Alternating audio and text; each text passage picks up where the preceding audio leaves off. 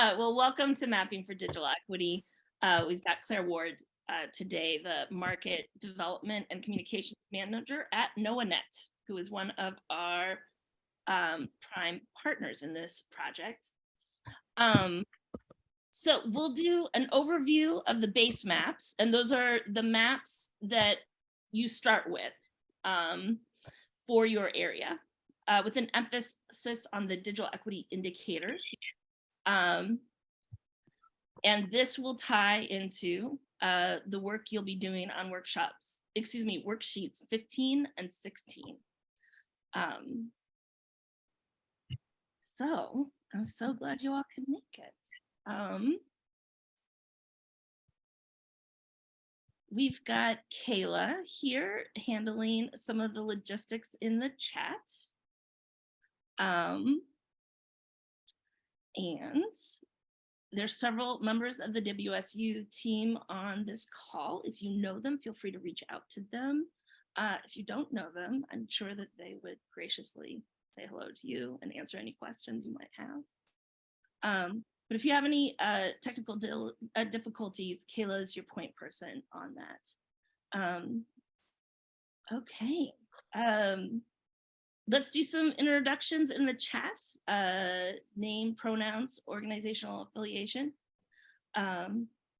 relationship to the statewide, local, community digital equity planning. And then Claire, are you ready to go? Sure thing. Hello, everybody. Glad to be here with you today.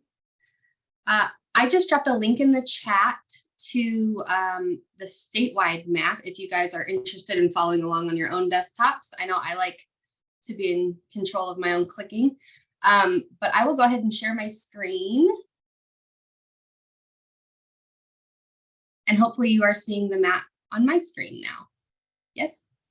Okay, perfect. So this is the statewide broadband and digital equity map.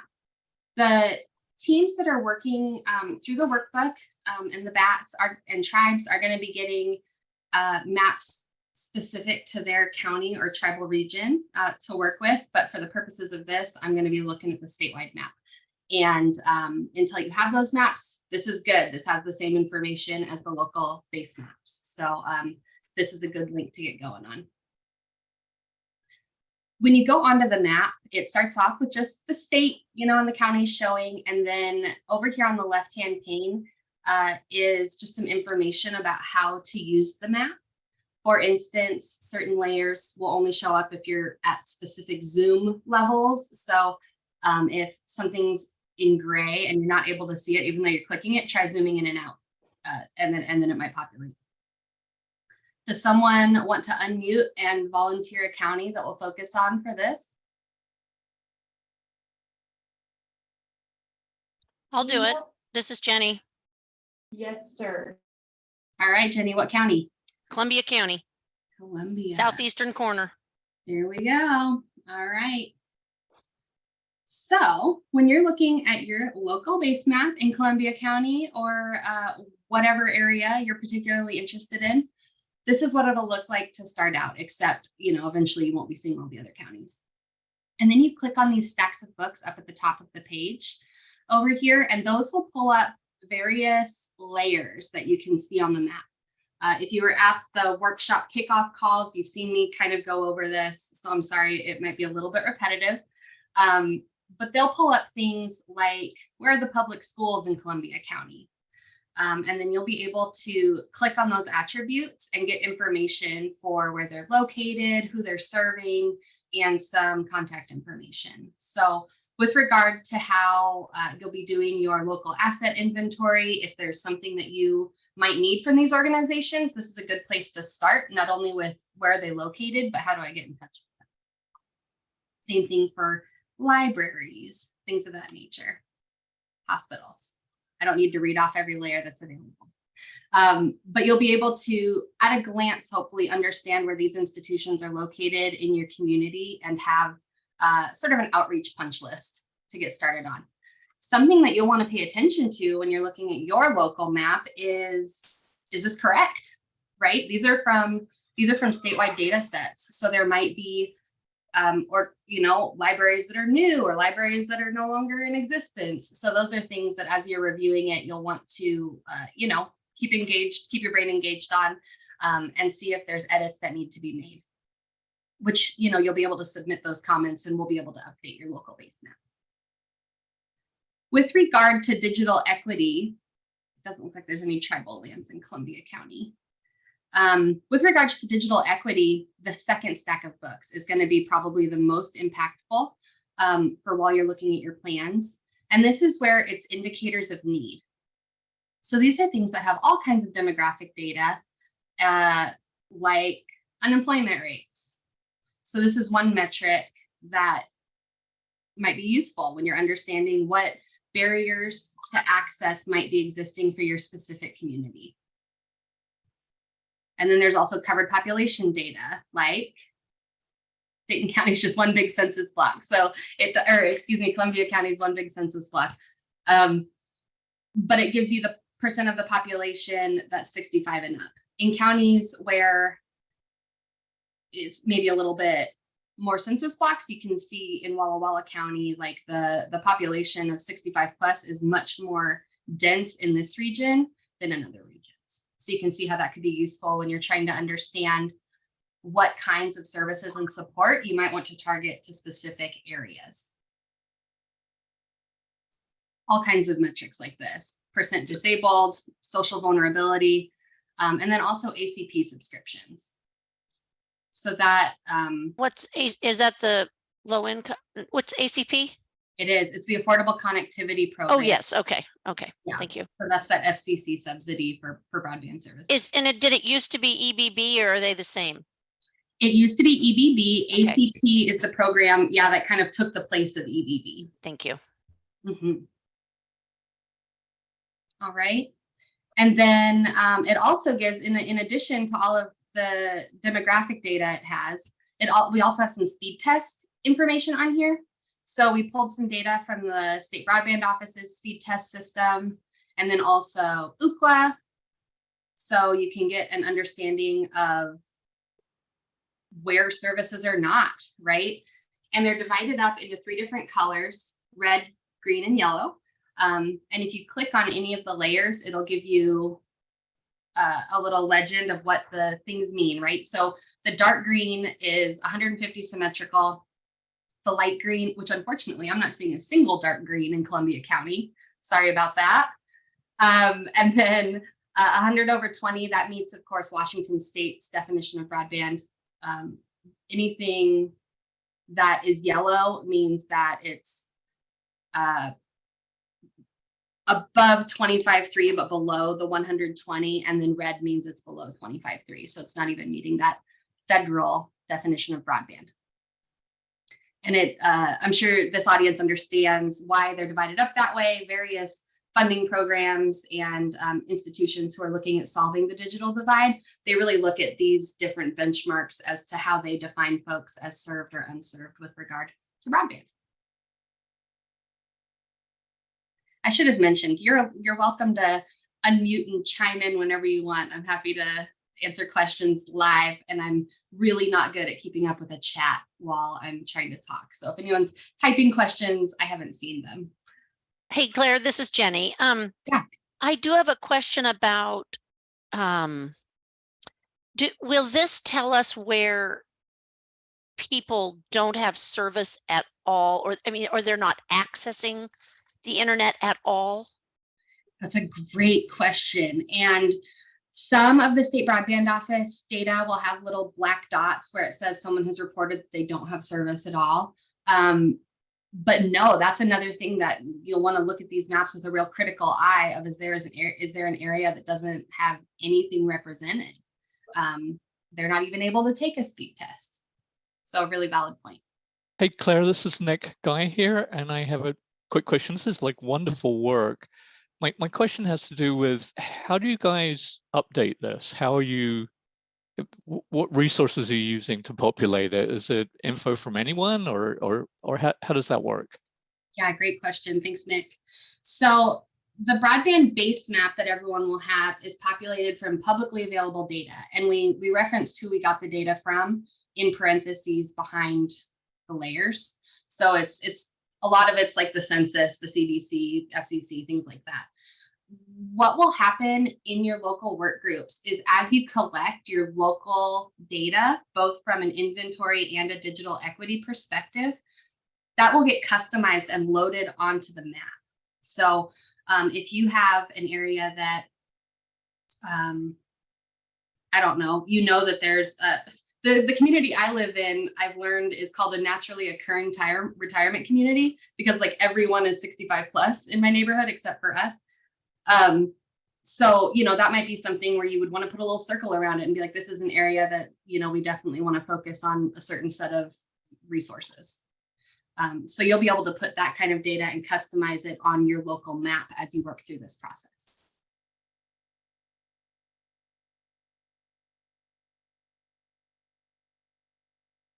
Any other questions? Can you hear me? Yes. Okay, I've been trying to talk and it wasn't doing stuff. So forgive me if I missed this. There used to be black spots on here for unserved things, and people would just put their addresses in if they didn't have service. Is that just gone now on these maps? No, it is on here. I'm just not seeing one right now. This was data pulled from the state broadband office's speed test probably 6 months ago. So it's not like auto pulling from their mapping resource. So it's slightly Okay. Yeah. Okay, thank you. No problem. And then finally, the last stack of books up here is infrastructure and boundaries. So this is another way to think about your community. It has things like, what are cell towers that we know exist? This is one that's very important. This is a WSDOT state route climate impact vulnerability assessment. So this took a whole slew of metrics and considered what routes are going to be the most impacted with climate change. So that's something to think through as you're looking at these maps. It also has, for instance, it has the NoaNet network on here because it's a publicly available network. So this is an example of things that you might populate on your local map, is if you have public infrastructure assets that might be able to overcome some of these barriers in your community, you can put those on here. In your outreach to digital equity service providers, for instance, if you find out that the library is running a program to help folks learn how to set up an email account, for example, you would be able to put that on this map as a resource for your community. So there's going to be an opportunity to gather all your local data and get it integrated in here.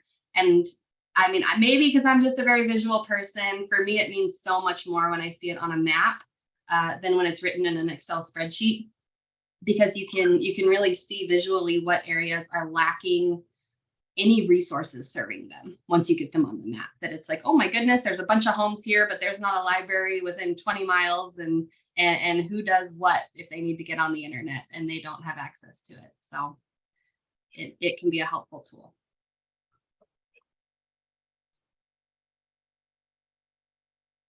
Any other questions on the digital equity map?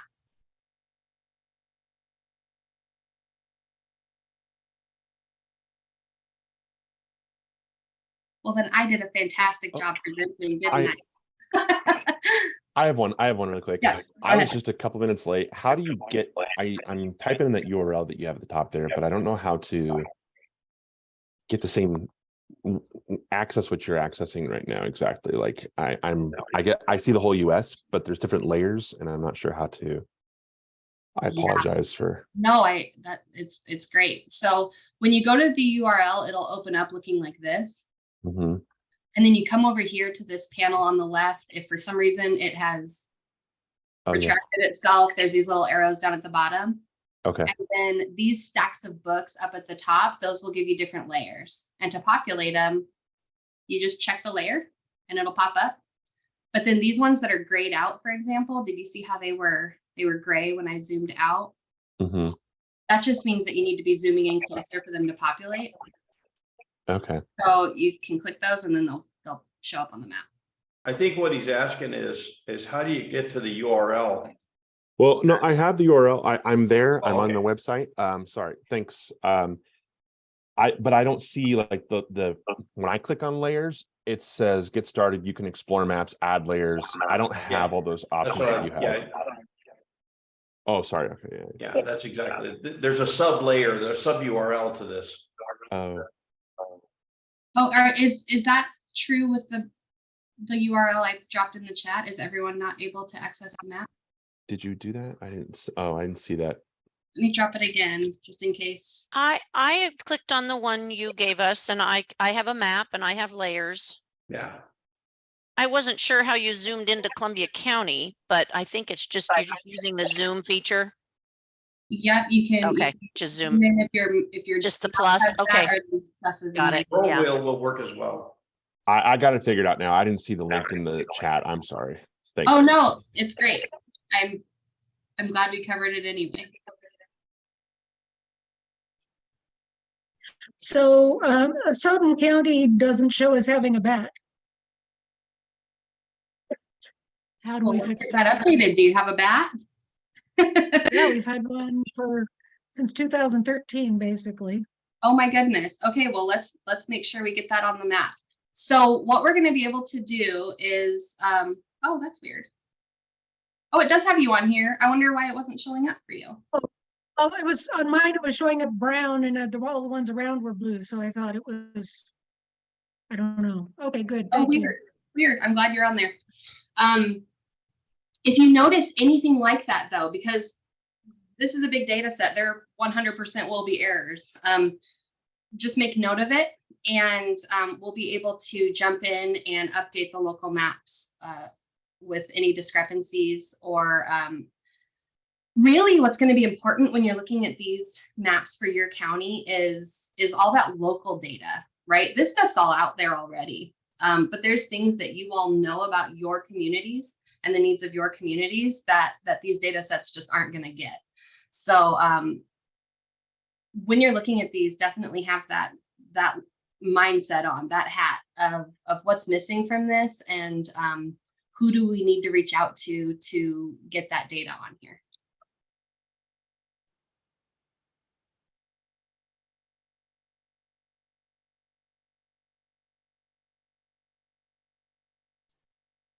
Okay, I'm seeing our folks answering questions in the chat. I'm trying to kind of look over it. Yeah. So Melissa, I see you. Yeah, thank you. My question is, so I know that everyone was tasked to help improve the FCC ACP maps, or not ACP maps, but the FCC map. And I'm just wondering, do we need to be contributing to improving, is the purpose of this meeting to be improving this map also? Or is it pretty much refined and we can just go with it and it's awesome and it'll change our lives forever? Do I hear map fatigue in your voice? I feel ya. So they're separate. They're completely separate.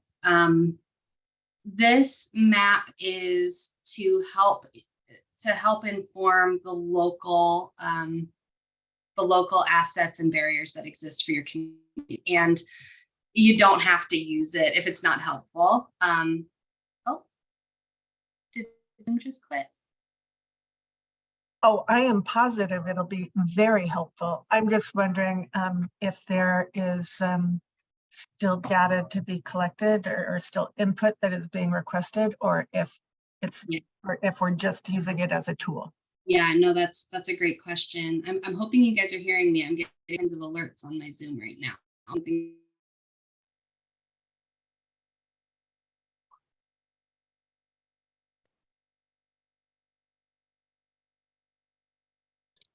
All right, looks like you're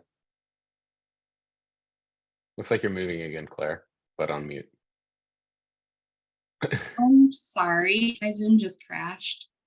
The maps are Last too I heard, powerful. Melissa, I apologize, was that you were asking if this is something you're going to be able to update. And yes, absolutely. So This is a preliminary data set. We're calling it a broadband base map. So it has publicly available data from a variety of sources like the CDC, the FCC, NTIA, and it's intended to help foster discussion and think through what the big data says about your community. And then through this process, hopefully your local map will be iterative and evolving with all of the data that you know as a local community member of the tools and resources and barriers that exist that are specific to your area. Is that helpful?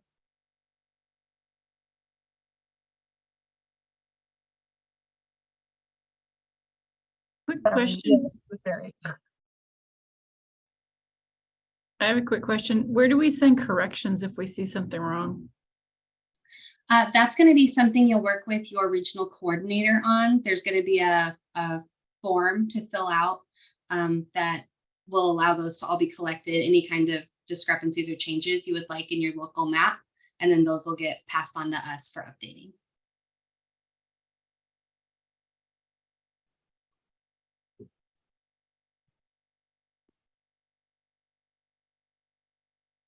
When will that happen? When will the updates happen? It will be when we get the list. It would probably be at like the end of March, I would anticipate, so folks can have time to review their map.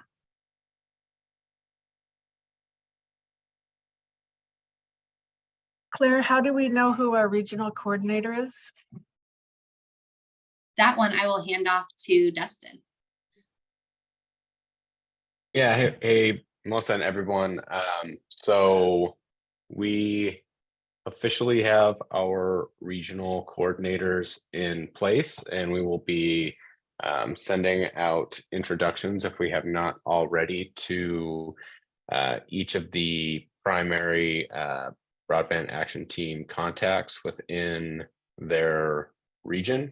And if so the best way to get in touch with the regional coordinator is through your broadband action team. If you're not plugged into your broadband action team, then feel free to reach out directly to us, and we can make the introductions. And I will also note that the regions and the general emails for each region are available on the URL that I just dropped into the chat, and that also includes our general email as well as my email, Nick Pappin, our technical director's email, Dan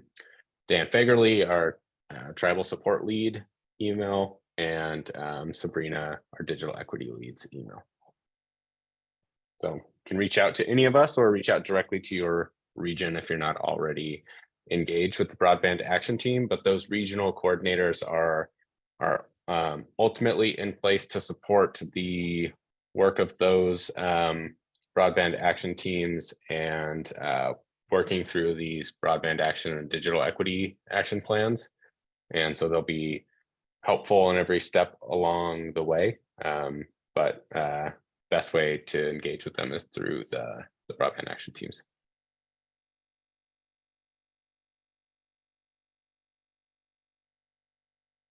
Yeah, this is Tom. You know, I'm a part of the broadband action team, and the contact info for Whitman County is the primary person that's on there, retired last year, and it's no longer around.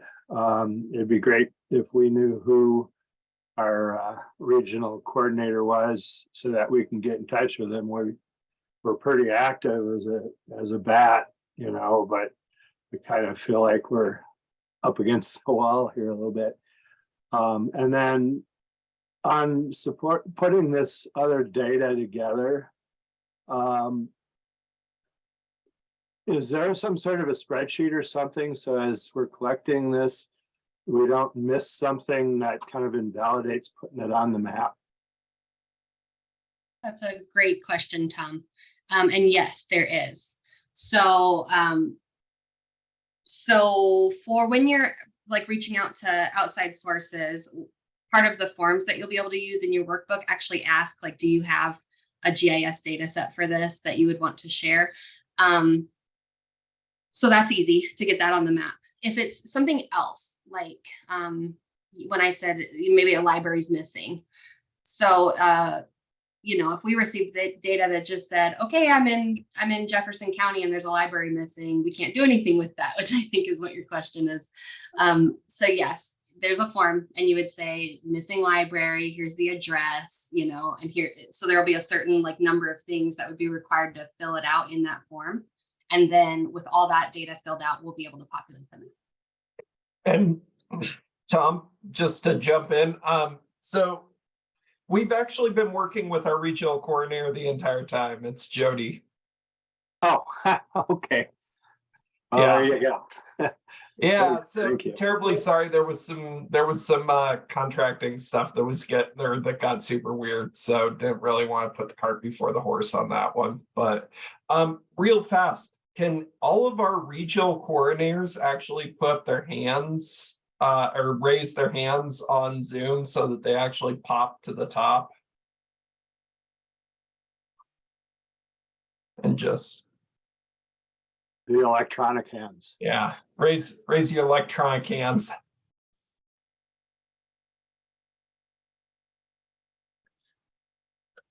So, as you can see, a lot of us are on here right now. We will be contacting and reaching out through probably our next round of BAT meetings. Okay.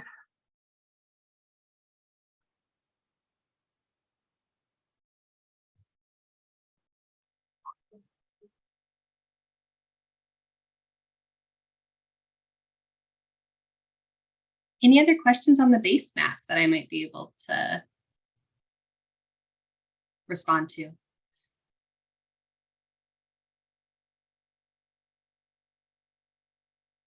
How does one add information to the map? I saw that come through. That'll be something that you will you'll work in your BAT teams and your project managers to upload the information. There's this whole Google Drive back end to this program that you'll be able to upload information into, and then we'll be able to access it from there to pull it into the map.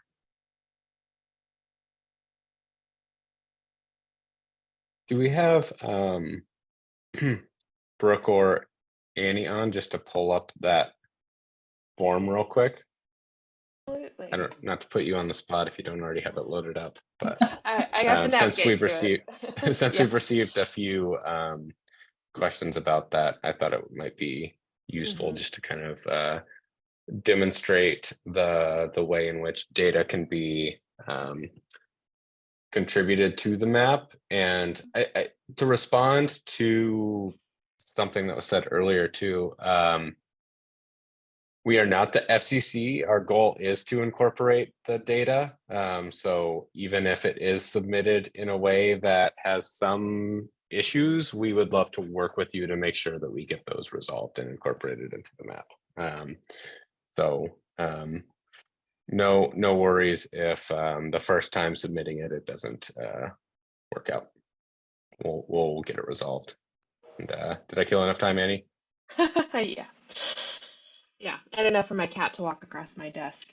Hey folks, so as you probably saw when you were looking through the workbook, we have sheets like worksheet 7, which is initial step for you to go through and identify assets and research. This is more of a brainstorm.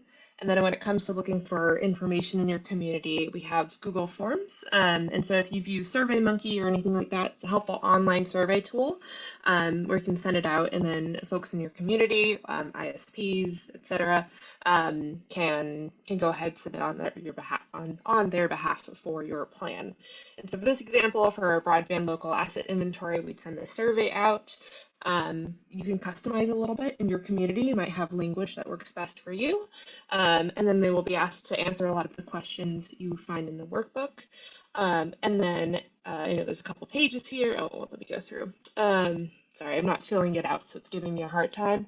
But at the very bottom of this, they also have a place where they can actually upload maps, etc. And those any uploads, the survey responses and the uploads will automatically be compiled in a digital folder for you, so it's all in one spot.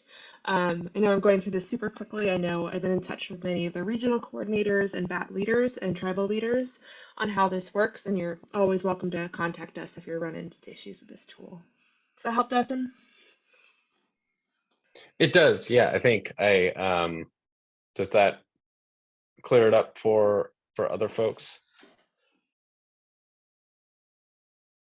So I have a spreadsheet I got from a company that owns several towers in our area regionally, Whitman County. And I'm looking at the NoaNet map. I noticed that I don't think any of them are listed there, but they've got long lats and elevations and all of this stuff. They're a company called Crown Castle Tower. The idea I'm stuck with is, how do I import all this stuff into the NOAA map? I mean, do I have to do one form per site, or is there an upload function here? Can we do a data dump basically, or just send it to you guys and let you guys deal with it? How does that? Yeah. Hey, Garen. You can absolutely email it to me, and I will get it over to the GIS team at NoaNet. Okay, that makes sense. I appreciate Yeah, and in general, there is an upload function through Google Drive that we can utilize, just sort of in a non-one-off situation. Yeah, I could see how you have one, you can do it manually, but you got like 10, and it doesn't. Yeah. You have to have it in the right format, and this has got addressing and all that stuff for you too. So I'll get it to you.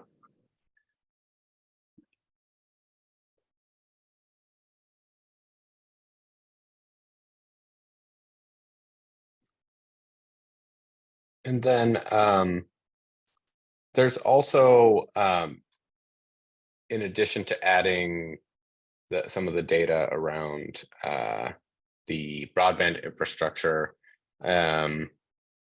we went over this a little bit last time, but the digital equity asset inventory also has some inputs that could be added to the map as well, such as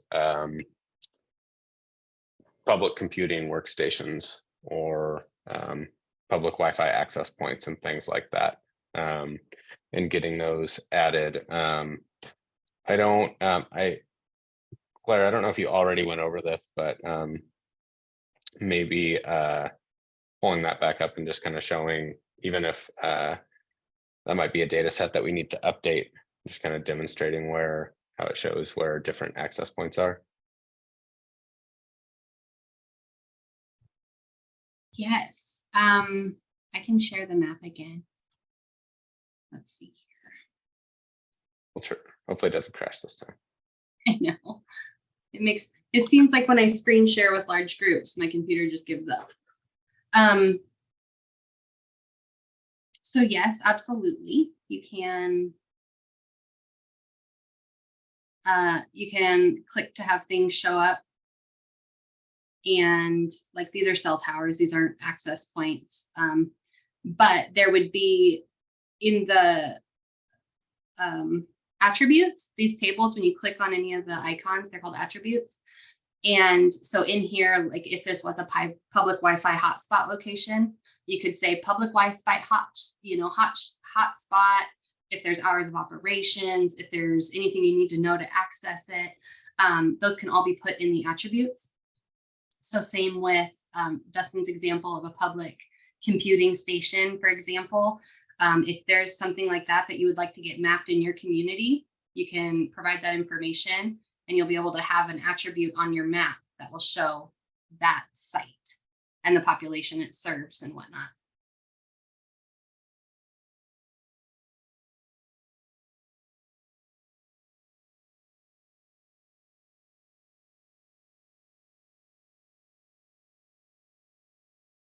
So workshop 14, the digital equity asset inventory, if I access that through the main WSU website and I get it from the individual downloads of worksheets, and if I fill that in, where does that data go? Because I see that there's blue fields that pop up, but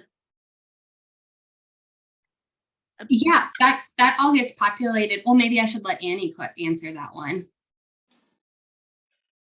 Just so that, Sabrina, keep me honest here. So folks are using the online forums to insert information, especially about digital equity assets.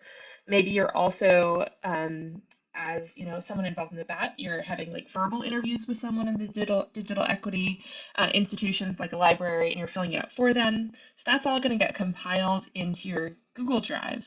And then Claire, I believe, we'll be making sure that NoaNet knows when any map related data has been uploaded to that Google Drive folder for you to then know to edit this map. Is that accurate? Am I understanding you correctly, Sabrina, in what you're asking?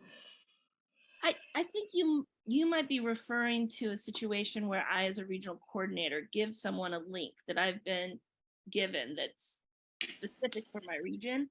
Mm-hmm. I'm talking about if I just come in the front door of the house, I go to mm-hmm.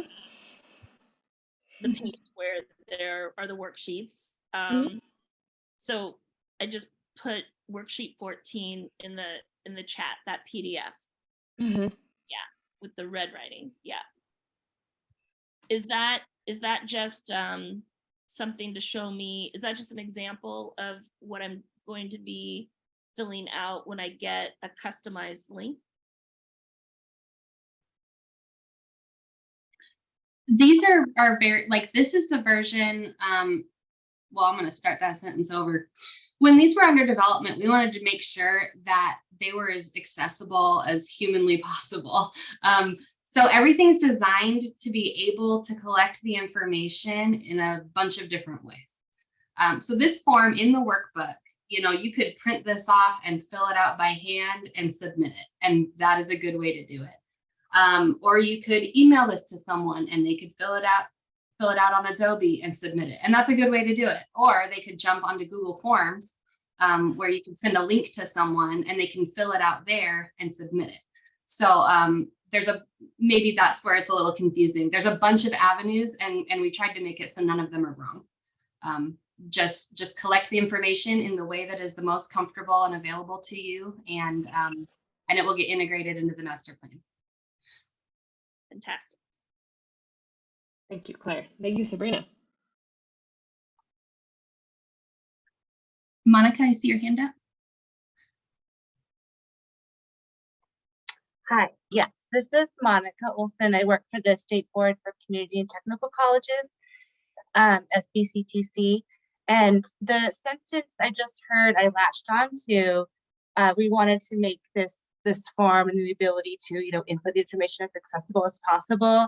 And then I heard some information about multiple avenues to get to the same place. And I think that that's, really good to give more than one option. My question for you around the word accessibility is if folks have looked at whether or not people who are, and I saw this category called out in the form, people with disabilities who rely on assistive technology can independently fill out those forms online. So are they complying with accessibility requirements of an online document? So my question is less about the information on the form, but more about the function of the document or this online form itself. Does that make sense? It does, and it's fully out of my wheelhouse. So if there's someone who is more equipped to speak to that, I'll let them take the stage.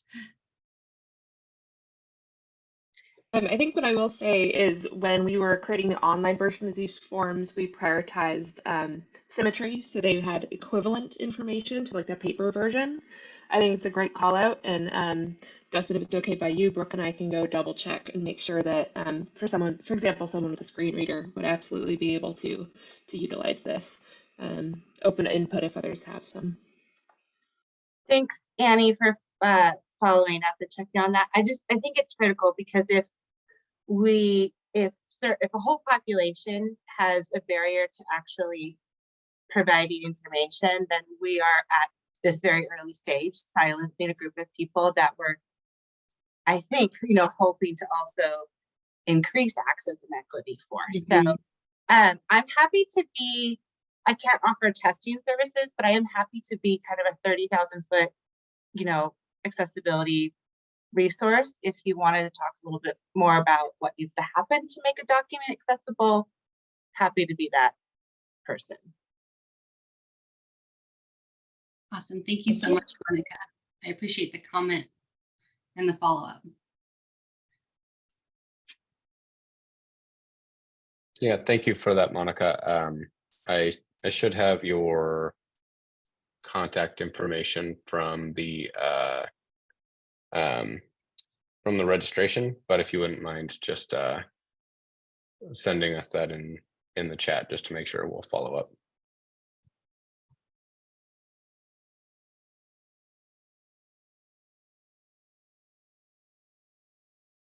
Edna. Hi. Hi, I just wanted to say for the last commenter, I agree with her 100%. I'm a retired rehabilitation counselor dealing with people with disabilities and helping them go to work. And her suggestions are right on. And if you're ever in doubt, have some people with disabilities take a look at what you're doing and have them say, can you access this? Is this something that you can feel free to get onto at any time? So thank you very much I can't remember the name of the individual, but thank you very much for bringing that to light.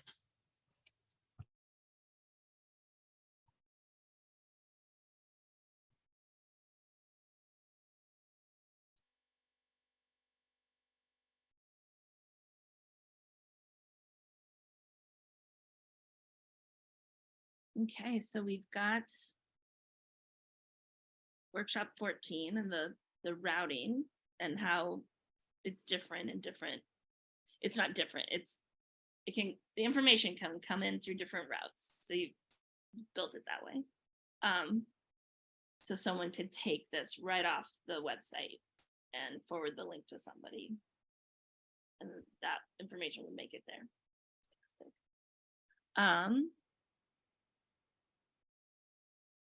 Could you show us an example of how using the map could help us with the asset inventory?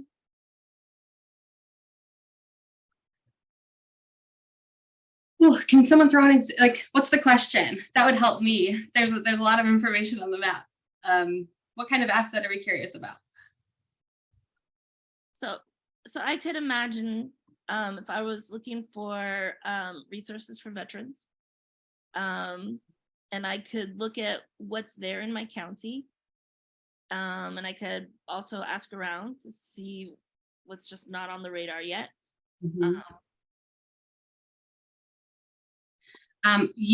Veterans is something that we could not find a quality data set for.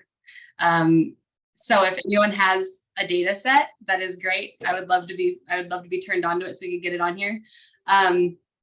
We were able to find other data sets of the covered populations, but certainly you would want to get things like VA service centers, on your local map, and any of those local organizations that are serving to support veterans, things like that. Those are definitely things you'd want to try to get mapped.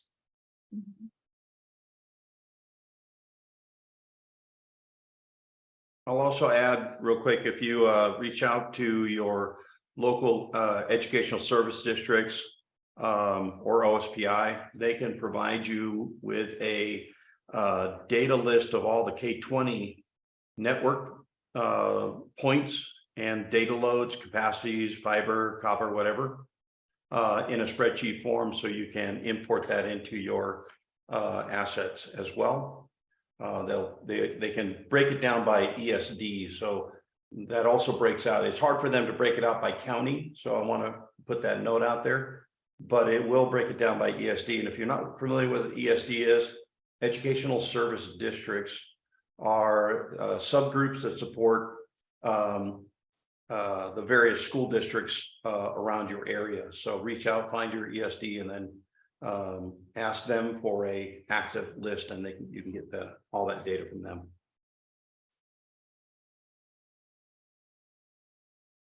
Thanks. That's a great note. We have school districts on here, but not ESDs. That's one to noodle on.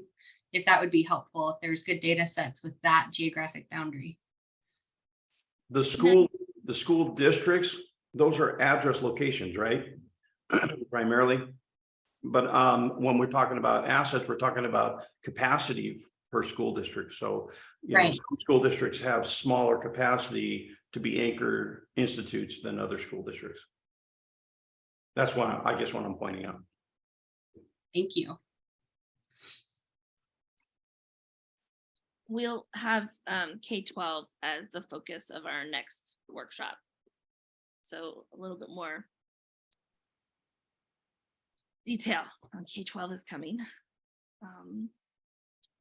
Claire, were there other covered populations that didn't fit in a data set kind of way? There were, I mean, the one that's coming to mind is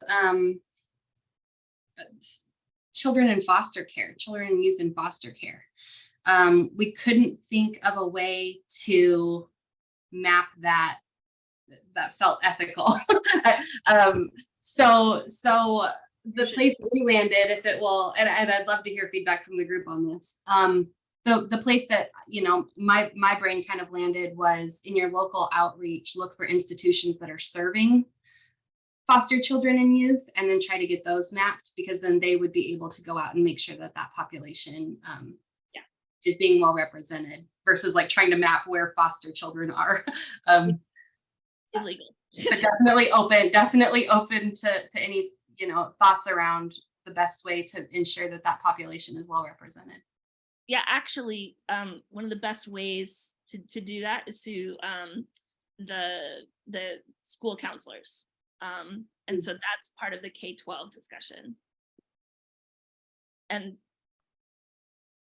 once someone ages out, that's a different consideration. Mm-hmm. Claire, this is Dan Fagerly. I was just wondering, is there a way you could demonstrate how a tribe could pull up their, because I seen you had a tribal layer and pull out the data for that tribal layer, just a short demo? Yes, Dan, I'm sorry, I only caught about half of what you said. Well, I was just wondering if you could demonstrate how a tribe could pull up a layer with tribal and try using these maps to identify what services are available within that boundary. Yeah, because great. you did have a tribal layer on there. So yes. So in the statewide map, you can just click tribal lands and it populates the tribal lands statewide. And then you would be able to populate any of the layers the same way that you would for a county or other geographic area. So, you know, you'd be able to click on where are schools, are there skills centers, community colleges, universities. These will also be available to specific tribal areas. So, you know, I'm zoomed in on the Colville Reservation for the Confederated Tribes. They could have their own map the same way that a county would have a map, that they would have their specific own data set that they would be able to populate their local data into, and it wouldn't have to be a part of the county map. Did that answer your question, Dan? yep, thank you. Okay.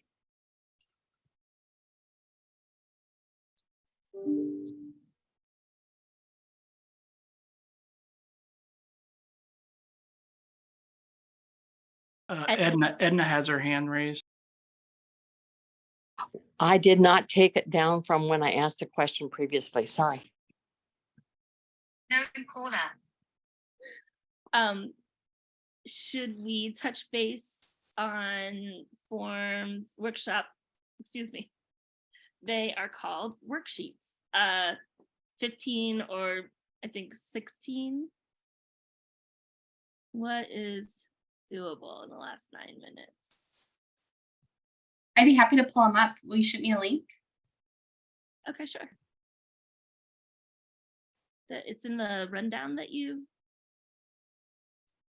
might have, but I think I've got it. Oh, Kayla's got it. Awesome. I only have so many screens. Understandable. All right. So worksheet number 15 is something that you'll do alongside your initial base map evaluation. So you'll take a look at the map exactly like what we did on this call, and you'll go to your area of interest and you'll ask these questions. What areas appear to lack digital equity services? What populations seem to lack digital equity services? So this will be something that you'll be able to do and understand areas that might need more attention when you come to thinking about the path forward for where those services need to be targeted to ensure that the population's needs are met. And then let's see, worksheet 16 is obstacles to broadband access and adoption. So this is going to be something that you're going to be looking at and trying to, this is where you really start putting your creative thinking hat on as a community group. And you're going to take everything that you've gathered up to this point where you get all the way to worksheet 16, and you're going to have learned so much about the infrastructure assets that currently exist, the planned infrastructure assets. You're going to understand who's working in both the infrastructure and digital equity spaces in your community. You're going to understand the digital equity programs that are happening or are planned. And then you'll be able to answer some of these questions, hopefully, right? So like these financial needs may be preventing digital equity support. This is straight out of the digital equity asset worksheet, where you're going to be asking folks who are working in the digital equity space, what's preventing you from being able to do this? Are there financial barriers? Are there workforce gaps?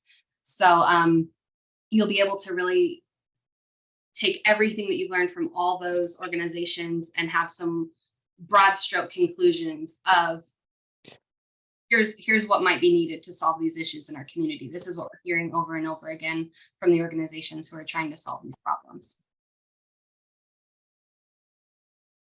So the worksheets are really intended to be used over time and mostly in order, that they should be building upon one another, where if you go and try to answer this one right now, these are really, really big questions. But hopefully by the time you've done all of the work leading up to this, this is a conversation about what you've already learned.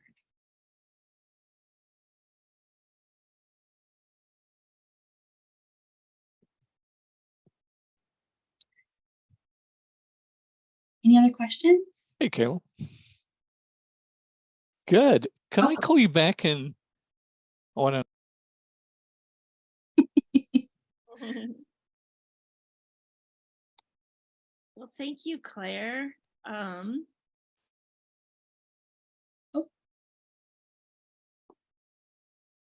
So we're very interested in knowing if we missed things. Just send us some emails. And one of the great things about this process is this is a really good time to catch as many things as we can.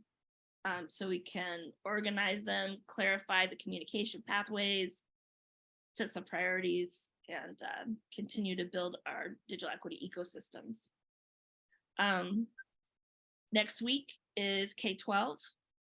Dustin, do you have anything? I have something before we close, but I don't have it. I didn't mean to interrupt you in teeing up next week's. This is a fine time.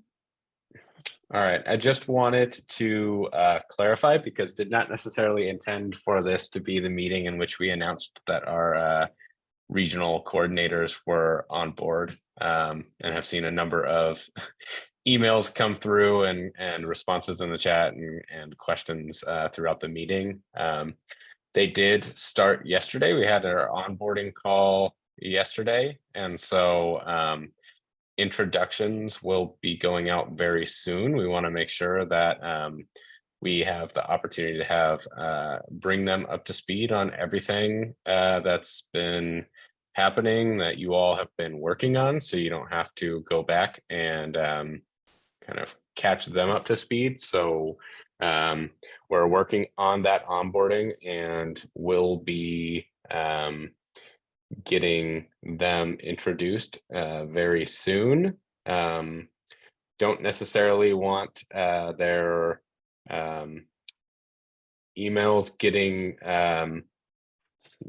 bombarded with a bunch of inquiries before we've fully prepped them with what they need to respond. So not intending to be cagey about their email addresses or anything like that, but if we could funnel those inquiries through the regional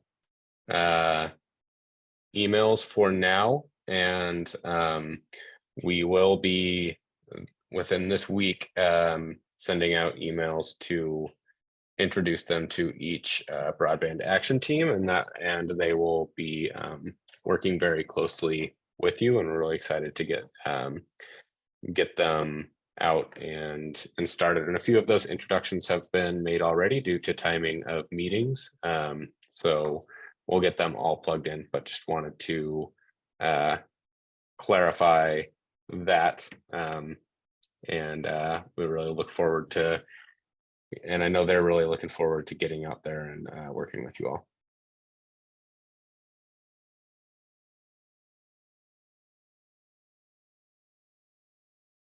All right. Well, thank you, everyone. We've got these recordings saved. We've got a link to that. Might have been in your reminder email. I'll check and see if it's on the website. I'm looking forward to hearing any of your questions. The door is always open, especially if you're frustrated with something. But thank you for coming today. I appreciate it. Thanks all.